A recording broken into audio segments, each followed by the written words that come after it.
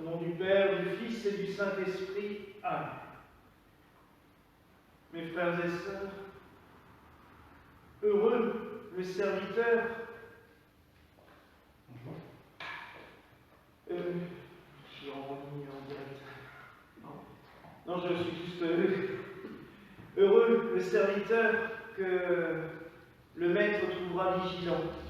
Nous célébrons aujourd'hui la fête d'Édouard Pope, jeune prêtre mort à l'âge de 33 ans, à quelques kilomètres de Gand, en Belgique, au début du XXe siècle.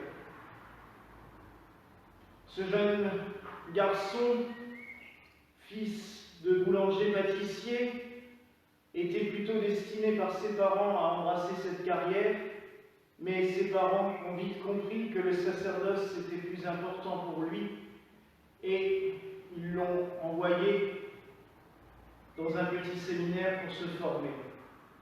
À la mort de son père, ses frères et sœurs se sont cotisés pour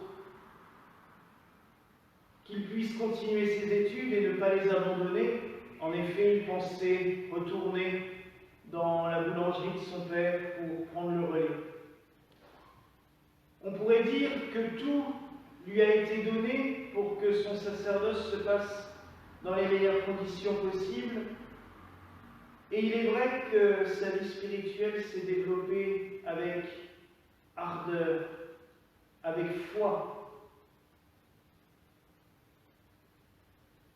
Il a rencontré lors de ses jeunes années de prêtre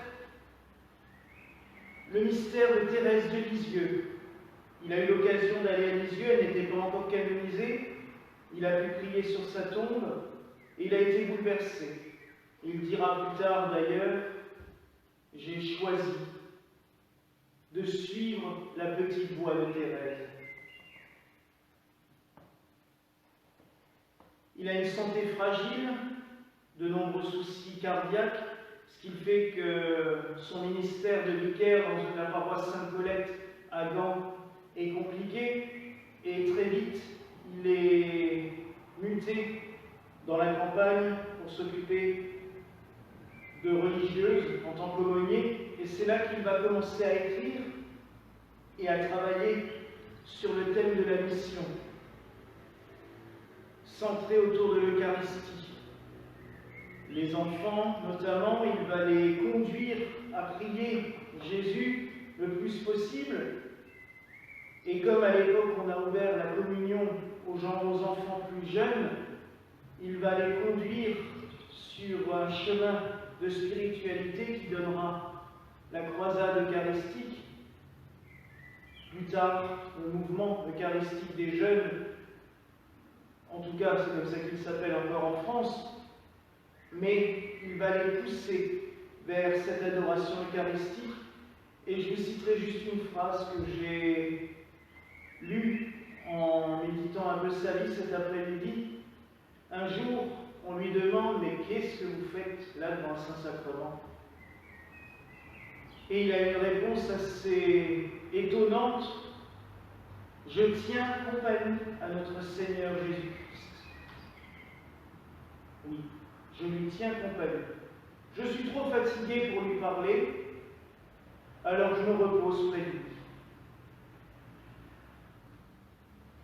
N'est-ce pas ce que nous avons de plus beau à faire? Nous sommes la veille de la fête Dieu. Demain, nos frères allemands et suisses, et en Italie aussi, feront les processions du Saint-Sacrement. Nous, on la fera dimanche. Mais n'est-ce pas ce plus beau moment de l'adoration d'être là juste assis en sa présence? C'est comme ce paysan, je vous l'ai déjà dit, ce paysan que le curé d'Ars trouvait tous les soirs assis dans l'église et il lui disait « Mais qu'est-ce que vous faites donc, Père Chaffonjon ?» Je regarde le Seigneur et il me regarde. C'est beau. Juste se mettre en présence de Dieu, humble, assis là, à le regarder et surtout à se laisser regarder. C'est ça qui est pour moi le plus émouvant. Par cette spiritualité toute simple, le Père Pope va bouleverser tous les séminaires de Belgique au point que le cardinal Mercier le nommera responsable spirituel de tous les futurs prêtres et les jeunes prêtres des diocèses de Belgique. Malheureusement, il exercera cela très peu d'années, puisque à l'âge de 33 ans, âge un peu plus symbolique, s'il en est, pour un prêtre, il consommera son sacrifice jusqu'au bout, puisque sa maladie cardiaque va l'emporter. Et on pourrait croire, comme souvent, avec un peu de révolte, dire mais pourquoi le Seigneur l'a enlevé à ce moment-là, alors que son ministère était tellement fécond? Le Seigneur ne nous enlève pas déjà. C'est la vie, la maladie qui a fait qu'il soit mort à ce moment-là.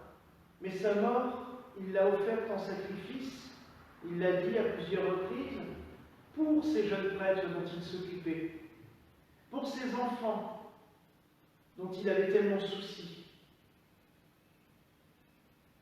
Et pour preuve que son message est resté puissant, que son travail n'a pas cessé avec sa mort, il a continué à se faire connaître, j'allais dire, et à faire connaître sa spiritualité dans toute la Belgique, mais aussi la France. Notre père Glenn, hier soir, était surpris que je connaisse le Père Pope, mais en France, on en parlait quand j'étais enfant au catéchisme, on nous en avait parlé. Sa spiritualité, elle s'est tellement développée qu'en 99, il n'y a pas si longtemps que cela, 21 ans, le pape Jean-Paul II l'a béatifié. Son sanctuaire, pas loin de Gand, est toujours très vénéré, très visité. Alors mes frères et sœurs, oui, en ce jour, ce que nous pouvons retenir de la spiritualité du Père Pope, c'est de veiller, d'être là, en présence du Seigneur, de se reposer auprès de lui, c'est-à-dire d'avoir une pleine confiance en lui, ne pas chercher toujours à vouloir combattre des choses ou des moulins à vent, mais des fois juste se laisser porter par le Seigneur, comme lui l'a fait. Cette petite voix, vous savez, la petite voix de Thérèse, soyons comme des enfants devant Dieu, humbles, pauvres, se laisser modeler, se laisser guider par Dieu. Alors oui, en ce jour, demandons au Père Pope de nous montrer cette voie, de nous éclairer,